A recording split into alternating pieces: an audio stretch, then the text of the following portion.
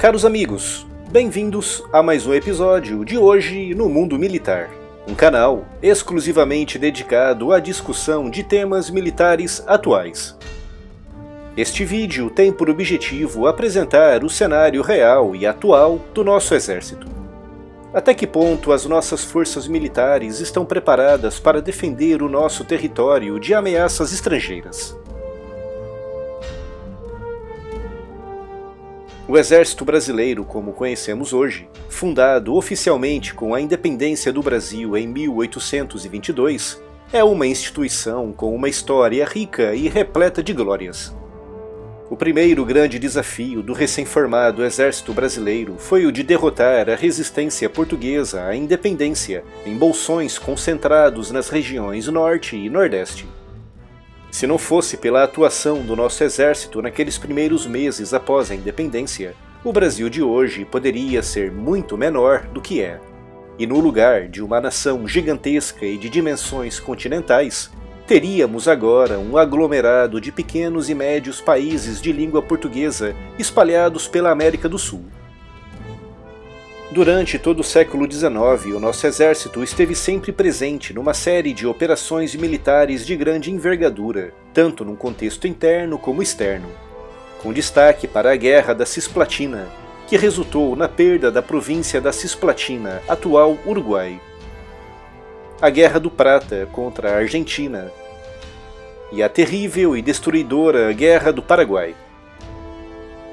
No início do século XX, o exército brasileiro iniciou um lento e progressivo declínio, e no início da Segunda Guerra Mundial, encontrava-se num estado terrível, muito mal formado, treinado e equipado.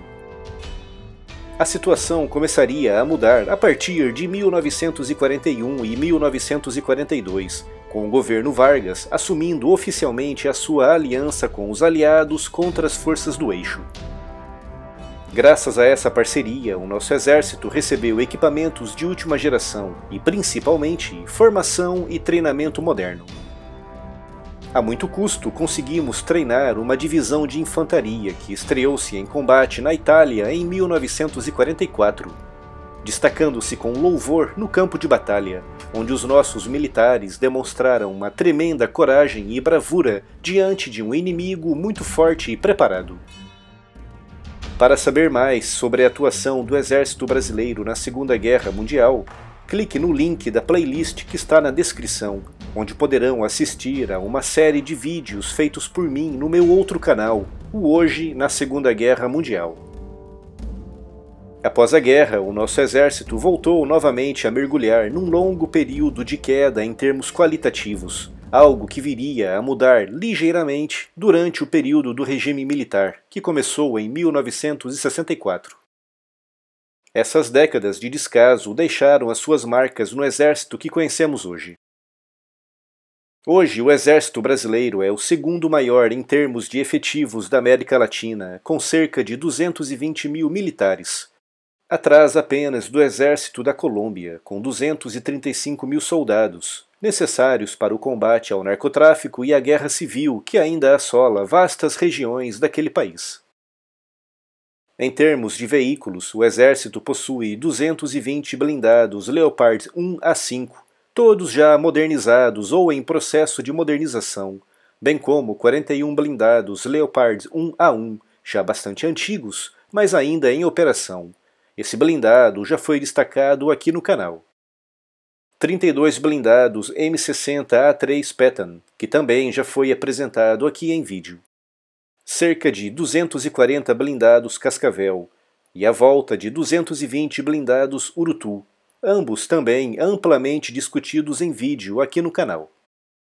O Exército também possui mais de 550 veículos M113 destinados ao transporte de tropas, com 200 dos quais em processo de recuperação.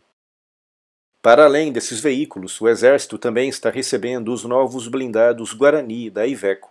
Neste momento, possui pouco mais de 200, mas a previsão é que cheguem mais de 2.000 até 2030. Esse veículo também já foi destacado em vídeo aqui no canal.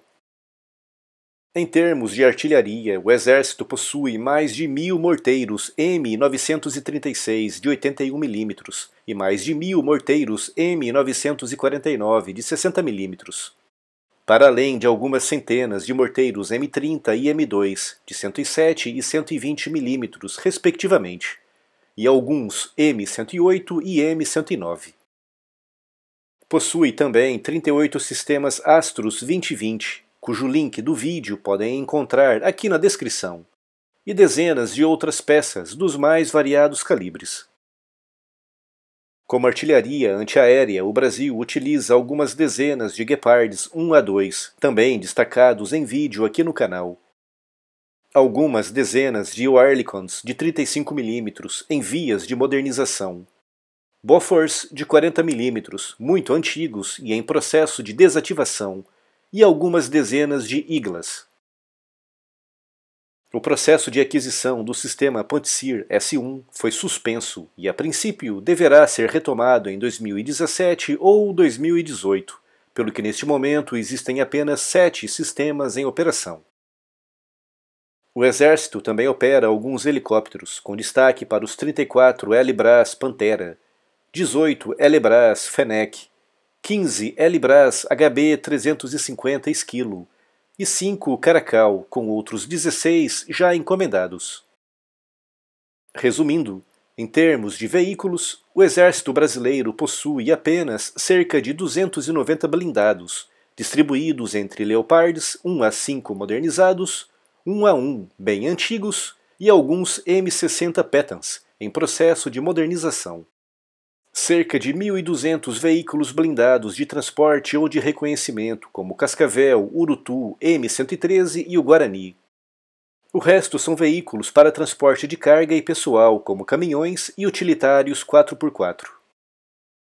Em artilharia, o Exército tem no total cerca de 3.400 peças. Também está equipado com cerca de 2.500 sistemas antitanque, na sua maioria sistemas AT4 da Suécia, em fase de substituição pelo sistema brasileiro ALAC, sigla para Arma Leve Antitanque, também de 84 mm. Em artilharia antiaérea é que o Exército está realmente muito mal equipado, contando no total com pouco mais de 300 peças, na sua maioria equipamentos bem antigos e obsoletos. Helicópteros também são poucos, totalizando pouco mais de 80 aparelhos.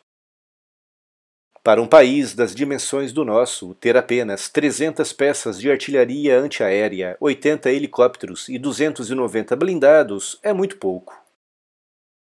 Apenas em termos comparativos, o Chile, um país muito menor do que o Brasil, tem cerca de 200 unidades do muito mais moderno Leopard 2A4, bem mais avançado do que o nosso Leopard 1A5.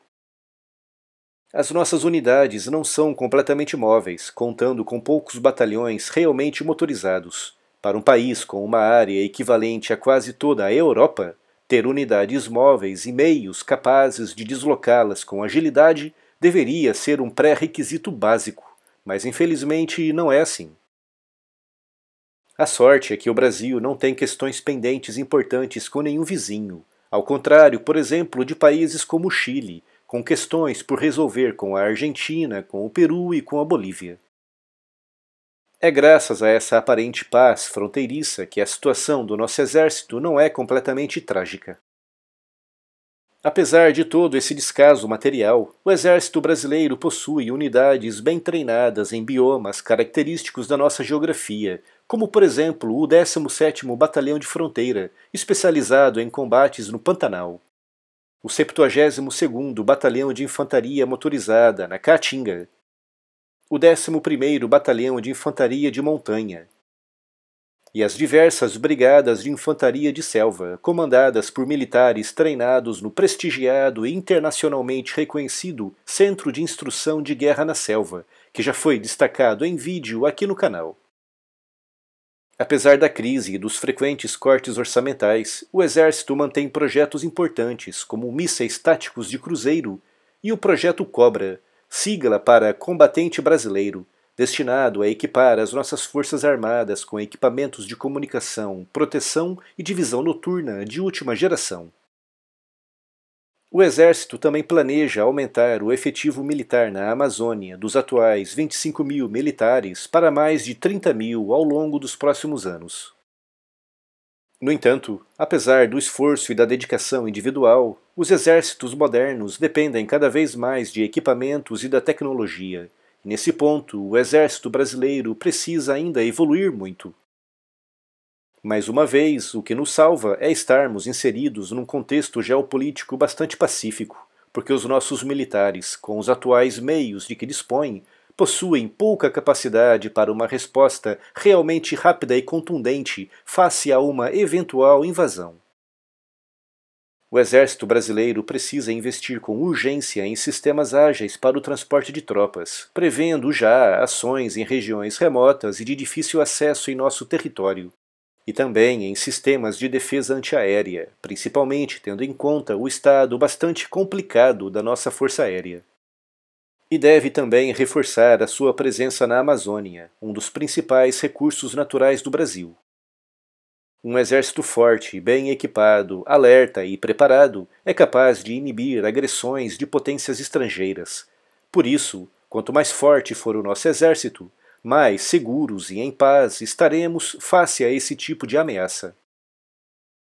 Como Sun Tzu dizia há mais de 2000 anos atrás, na paz devemos nos preparar para a guerra. O Brasil não quer guerra com ninguém, mas é através de um exército forte que podemos alcançar a paz e o equilíbrio com os nossos vizinhos.